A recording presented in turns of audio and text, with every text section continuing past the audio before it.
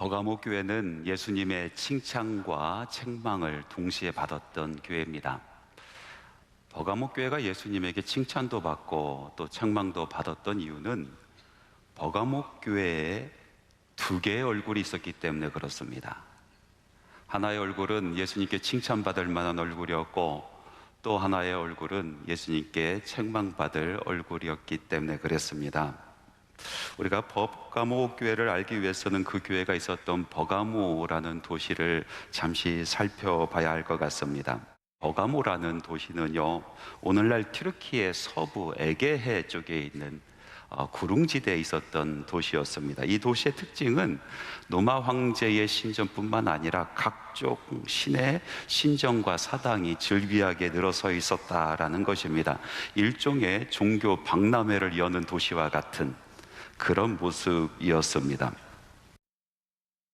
그곳에 있었던 신전들, 기록들을 보니까 이런 신전이 있었습니다. 노마 황제의 신전, 뱀의 신, 클레피우스 신전, 제우스 신전, 술의 신, 디오니스요스 신전, 이런 신전들이 즐비하게 늘어서 있었습니다. 정치, 경제, 문화가 이 신전들과 아주 밀접하게 연관이 되어 있었기 때문에 이 버가모에 살고 있는 모든 사람들은 여러 각종 신을 의무적으로 섬겨야 했습니다.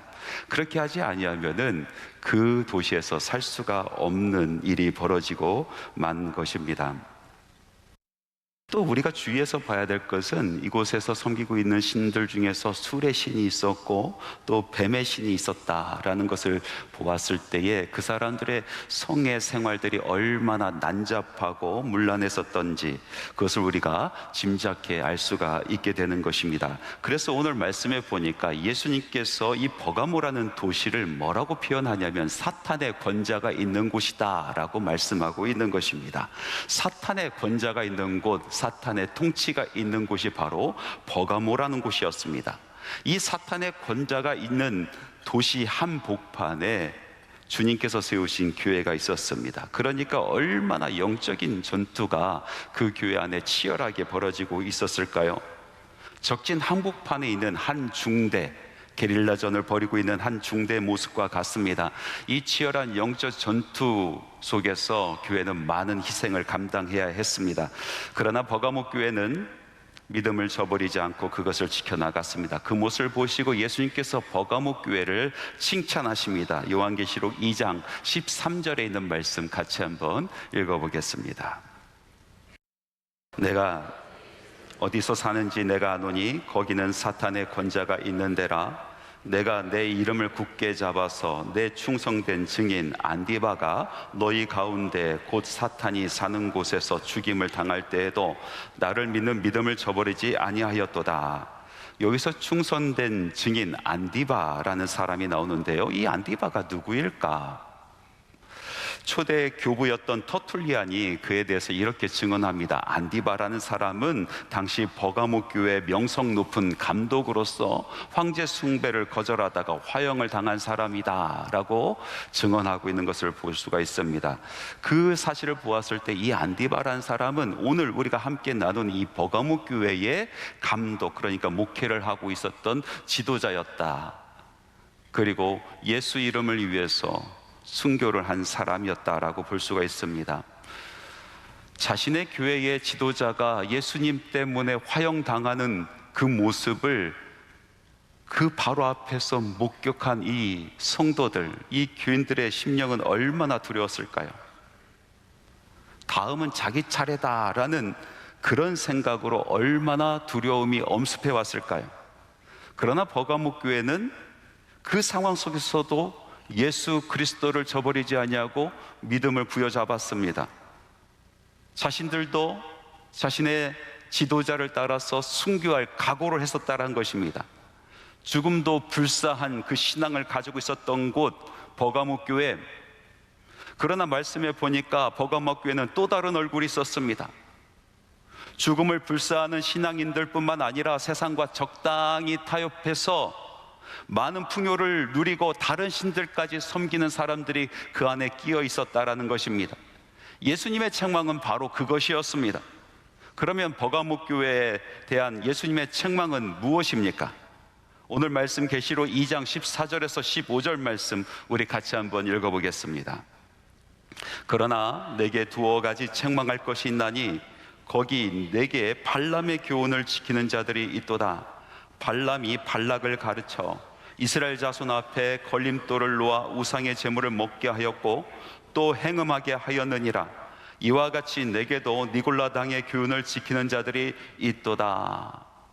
그들을 예수님께서는 발람의 교훈을 지키는 자, 니골라 당의 교훈을 지키는 자라고 말씀하고 있습니다. 여기서 보니까 발람의 교훈을 지키는 자와 또 니골라 당의 교훈을 지키는 자 두 부류가 나오는 것을 볼 수가 있습니다.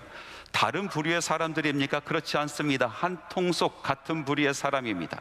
왜냐하면 여기서 니골라라고 이야기하는 헬라어 니골라이톤이라는 단어의 뜻은 백성들을 정복하다라는 그런 뜻을 가지고 있고, 또 히브리어 이름인 발람도 동일하게 백성들을 정복하다라는 뜻을 가지고 있기 때문에 그렇습니다. 그래서 니골라라는 것은 초대교회에 있었던 어떤 특별한 사람을 이야기하는 것이 아니라 구약에 나오는 발람의 헬라식 이름으로 보는 것이 맞습니다. 그러므로 발람의 교훈을 지키는 자와 니골라 당의 교훈을 따르는 자, 이 사람들은 한 통속 같은 무리의 사람들입니다. 도대체 이 사람들은 어떤 사람들이었을까요? 이스라엘 백성이 40년 동안 광야 생활을 하고 이제 광야 생활을 다 마치고 가나안 땅으로 진격하여 들어가는 준비를 하고 있었을 때의 일입니다. 모압 왕 발락이라는 사람이 이제 이스라엘 군대와 전투를 벌이게 되는데 도무지 이길 수가 없겠거든요. 전력도 전력이지만은 무엇보다도 이스라엘에게는 하나님이 계시기 때문에 그랬습니다. 그래서 이 발락이라는 사람이 생각하기를 이번 전투에서만 하나님을 잠깐 빌렸을 수 있을까라는 생각을 했습니다. 하나님이 이번 전투에서만 이스라엘 편 들어주지 아니하고 우리 모압의 편을 들어주시면 우리가 이 전쟁에서 이길 수 있지 않을까, 그런 생각을 한 겁니다. 그래서 하나님의 선지자였었던 발람을 꼬여내서 이스라엘이 아닌 모압을 축복하고 모압이 전쟁에서 이긴다라는 신탁을 해주기를 부탁합니다. 다행히도 이 발람 선지자는 그런 예언을 하지 않습니다. 그런 신탁을 하지 않습니다. 그런데 문제는 그 다음이었습니다. 발람이 모압 왕 발락이 제안한 돈에 눈이 어두워서 그만 이스라엘 백성들을, 특별히 남자들을 꼬셔내서 모압 여인들과 행음하도록 하였습니다. 하나님의 사람 선지자가 그거 해도 괜찮다라고 말하니까 이스라엘 남정네들은 아무 생각 없이 모압 여인들과 집단 행음을 합니다. 그런데 이것은 단순히 육체적인 집단 행음이 아니라 그들의 우상들과 엉겨붙은 영적인 행음이었던 것입니다. 일로 인해서 그곳에 연병이 돌아서 수도 없이 많은 이스라엘 백성이 죽임을 당했습니다. 버가모 교회에 발람의 교훈을 쫓는 사람들이 있었습니다. 그러니까 예수를 믿으면서도 돈에 어두워서 그 땅에 있는 우상들과 함께 행음하는 사람들이 있었다는 것입니다. 아마 현실이 이러하니까 어쩔 수 없다, 먹고 살려면 일해야 한다, 내가 술의 신과 뱀의 신과 엉겨 붙어 살아도 예수 이름 버리지 아니하면 된다 하는 나름대로 이유가 있었을 것입니다. 그러나 정말 그렇습니까?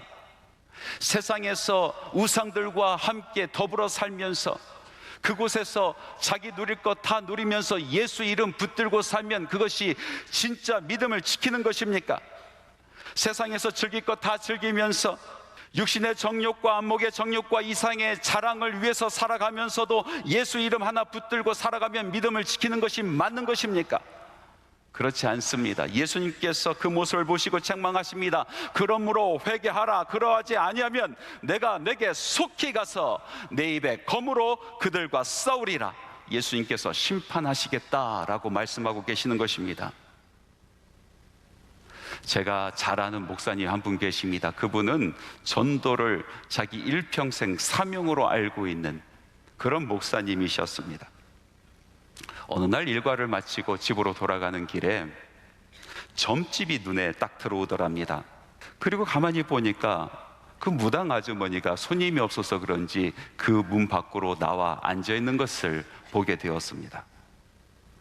생각해 보니까 한 번도 저 무당 아주머니에게 복음의 말씀을 전한 적이 없었습니다. 그래서 결단을 합니다. 오늘 저 무당 아주머니에게 복음의 말씀을 전해야겠다. 그런데 여러분, 전도라는 것은 항상 듣는 사람들 편에서 우리가 이야기를 해줘야 되는 것 아니겠습니까? 그래서 목사님께서 이렇게 전도를 했습니다. 아주머니, 예수 믿으세요. 예수님의 이름이 신통합니다. 예수 믿으면 이승에서도 복을 받고 저승에서도 영원한 복을 받습니다. 그렇게 이야기를 해줬어요. 그랬더니 기대도 하지 않았는데 이 무당 아주머니가 눈이 커지더니 정말 예수 이름이 신통합니까? 예수 이름 믿으면 복 받습니까? 물어보더랍니다. 그래서 그럼요, 예수 믿고 복 받으세요. 구원 받으세요. 그리고 예수 믿기를 다짐을 받고 돌아왔습니다. 근데 며칠이 지나도 그 점집이 문을 닫지 않더랍니다. 너무나 이상해서 무슨 일인가 그 점집을 찾아가 봤습니다. 점집 문을 열고 빼꼼히 그 안을 들여다보는데, 아하, 아플싸, 그 앞에 신당을 차려놓고 온갖 잡신의 상들이 다 있는데 신당 한가운데 번쩍번쩍한 십자가가 딱 하고 놓여 있는 것입니다. 예수 이름이 신통하다 하였으니 예수 이름을 믿긴 믿는데 다른 신은 버릴 수가 없었던 것입니다. 참 웃긴 이야기지만 우리가 웃지 못할 이야기로 받아들일 수밖에 없는 것은 우리의 신앙의 모습도 그런 모습이 있다라는 것입니다. 오늘날은 버가모 교회처럼 황제를 섬기거나 뱀신을 섬기거나 또는 술신을 섬겨 산당을 만들고 그곳에 절하지 않습니다. 그러나 오늘날 그 자리를 대신하는 것이 있는데 그것이 바로 돈신 벨리알입니다. 만몬의 신이 오늘날의 세상의 신이 되었습니다. 돈으로 사람들이 영혼을 사고 팝니다. 돈 때문에 울고 돈 때문에 웃습니다. 돈 때문에 살고 돈 때문에 죽습니다. 돈 때문에 싸우고 돈 때문에 화해합니다. 성도라고 예외가 되지 않는 것 같습니다.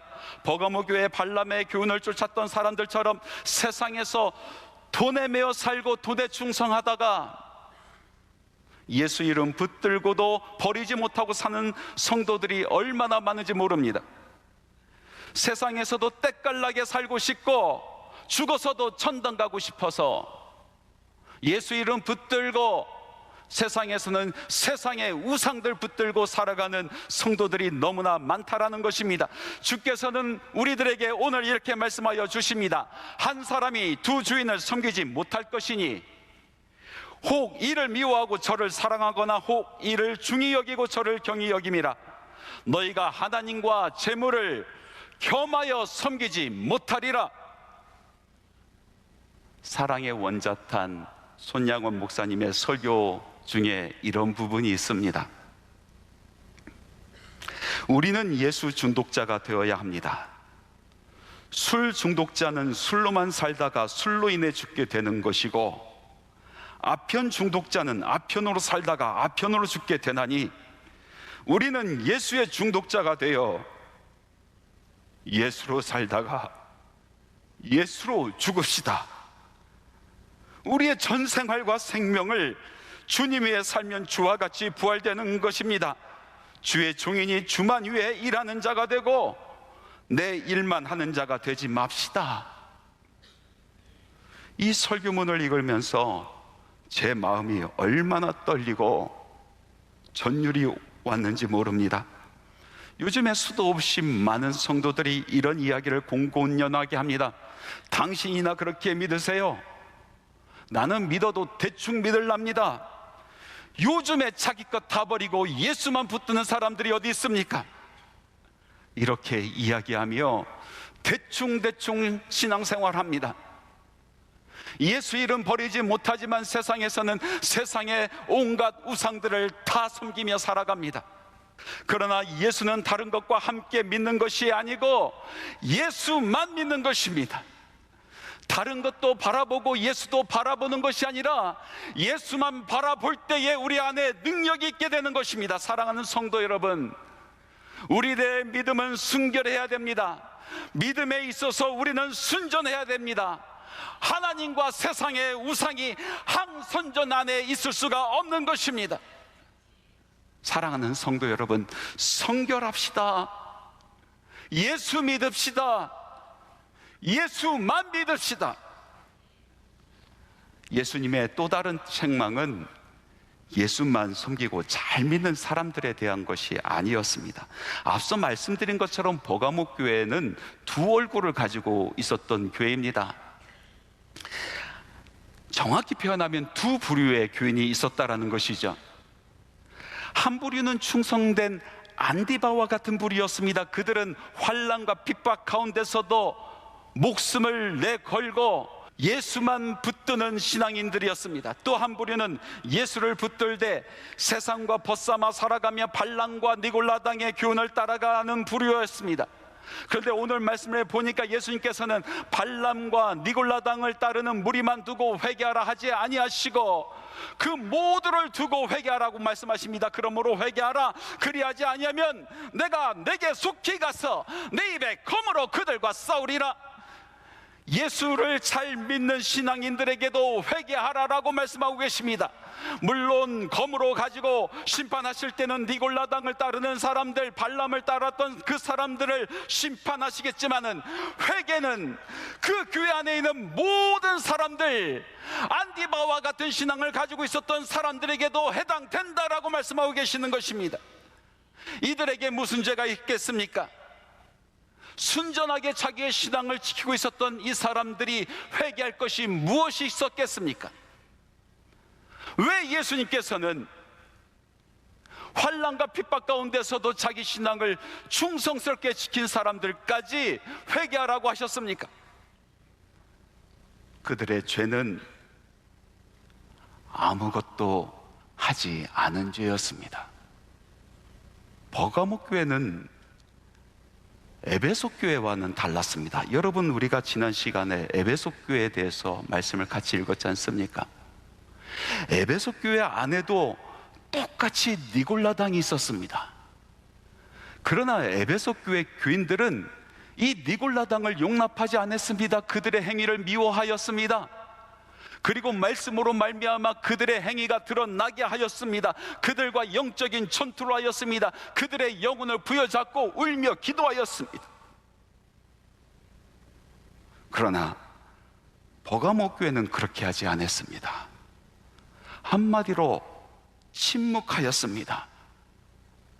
자기의 신앙만 순수하게 지키면 되었지 싸움하며 살기 싫다는 것이었습니다. 그래서 그들은 침묵합니다.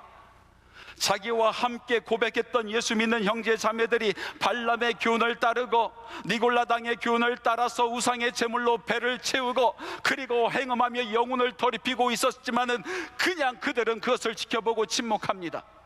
교회가 병들어가도, 교회가 썩어가도, 교회가 교회다운 모습을 잃어가도 이 착하기만 한 성도들은 입을 열지 않습니다. 한 남자가 어느 날 일을 마치고 집으로 돌아가다가 다리 위에서 난간의 길에 슬피 우는 한 여인을 보게 되었습니다. 직감적으로 알았습니다.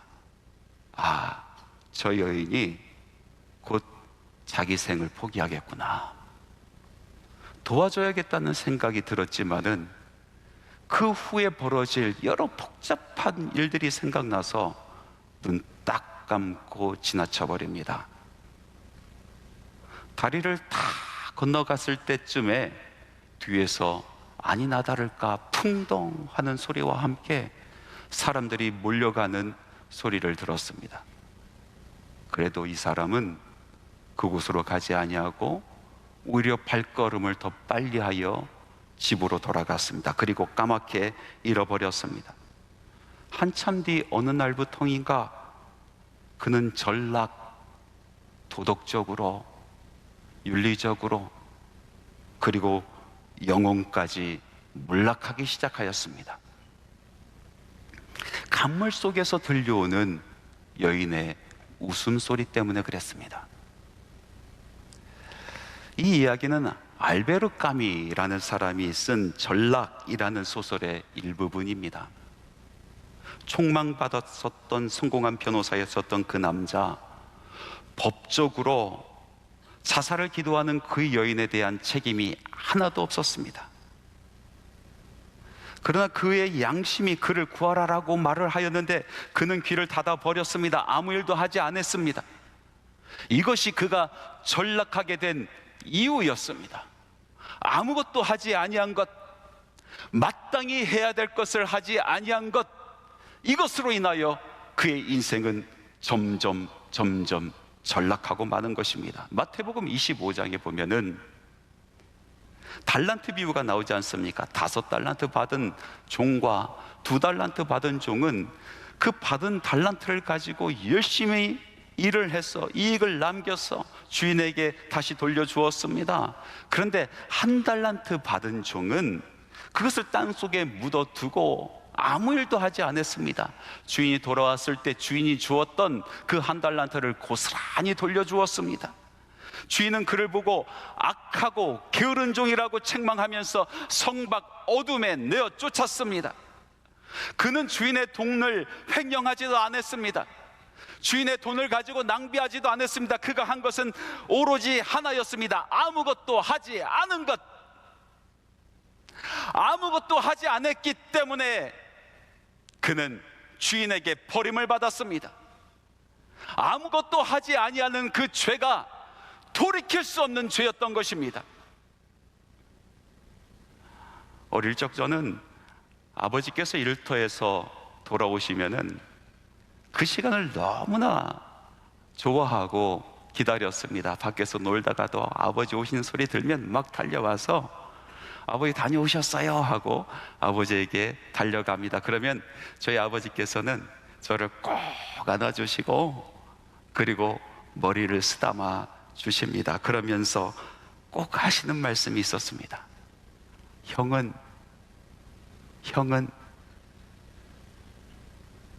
자기에게 달려오는 그 아들이 너무나 사랑스럽지만은 아버지 마음속에는 다른 아들도 마음에 걸리는 겁니다. 혹시나 다른 아들이 잘못되진 않았을까? 이 아들들이 곁길로 가지 않았을까? 어디서 힘든 일 겪고 있지 않을까? 소망 없이 살아가고 있지 않을까? 그것이 아버지 마음이잖아요. 우리 하나님 아버지도 같은 마음 아니겠습니까? 우리 하나님 아버지도 아버지 좋아서, 하나님 좋아서 주의 전으로 달려나온 여러분들을 안아주시고 여러분들의 기도를 들어주시고 예배를 받으시고 위로해 주시고 토닥여 주시고 하면서 마음 한편으로는 오늘 그 아이는 왜 오지 않았을까? 집 나가서 오랫동안 보이지 아니하는 그 아들이 생각나시는 것입니다. 나의 사랑하는 딸은 지금 어디 있을까? 곁길로 빠진 딸이 보고 싶으신 것입니다. 그래서 기다리는 마음이 아버지의 마음인 것입니다. 교회 아픔을 보고도 성도들의 탈선을 보고도 아무것도 하지 아니하는 사람들이 있습니다. 나름대로 이유가 있지 않습니까? 오늘 같은 세상 속에서 내 신앙 하나 부여잡고 살아가는 것도 힘든데 내가 어떻게 다른 사람들을 돌볼 수 있겠는가? 그래서 옆에 있는 믿음의 동료가 쓰러져 가도 거들떠보지 않습니다. 예수님께서 책망하십니다. 오늘 예수님께서 버가모 교인들에게 말씀하십니다. 홀로 믿음 지키면서 하나님 섬기면서 하나님께 예배하고 서 있는 예배자들에게 다시 물어보십니다. 하나님께서 나를 사랑하신 만큼 사랑하시는 나의 형제 자매들에 대한 우리들의 책임을 물어보십니다. 내 형제가 어디 있느냐? 내 자매가 어디 있느냐? 너와 함께 눈물 흘리며 나에게 고백하던 나의 아들이 지금 무엇을 하고 있느냐? 너는 그들이 저렇게 될 때까지 무엇을 하였느냐? 내 핏값으로 산 나의 자녀들이 그릇된 길로 갈 때 너희들은 무엇을 하였느냐? 그러므로 회개하라. 회개하라. 아무것도 하지 아니하는 그 길에서 돌이키라. 사랑하는 성도 여러분, 오늘 버가목 교회를 통하여 우리 자신을 돌아보기를 소원합니다. 두 얼굴의 교회였습니다. 환난 속에서도 핍박 가운데서도 예수 그리스도의 이름을 충성스럽게 지켜나가는 그런 교인이 있었지만은 그 안에는 또 다른 부류의 사람들이 있었습니다. 예수의 이름은 버리지 않았지만 세상을 벗삼아 우상을 벗삼아 그 영혼까지 병든 사람들이 있었습니다. 그러나 예수님께서는 책망하실 때에 회개하라고 말씀하실 때에 그 타락한 사람들에게만 말씀하신 것이 아니라 충성스럽게 믿음을 지키고 있었던 그 사람들에게도 동일하게 회개하라라고 말씀하고 계십니다. 그리고 회개하는 버가목 교회를 꿈꾸시며 소망의 약속을 해주십니다. 천국의 풍요로움을 이야기하는 감추었던 만나를 주시겠다 하십니다. 우리 성도들의 영원한 승리를 이야기하는 새 이름이 새겨진 힌도를 주시겠다라고 약속하셨습니다. 사랑하는 성도 여러분, 영원한 풍요로움과 영원한 승리를 거머쥐는 저와 여러분이 되기를 소원합니다.